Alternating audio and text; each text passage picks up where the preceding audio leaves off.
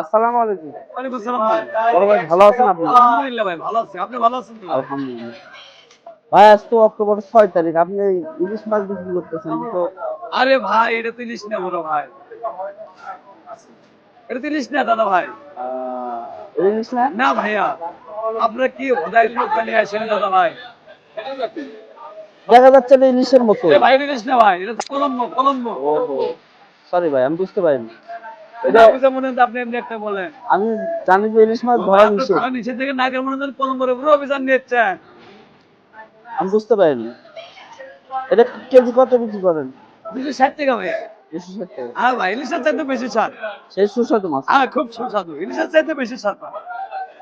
Thank you.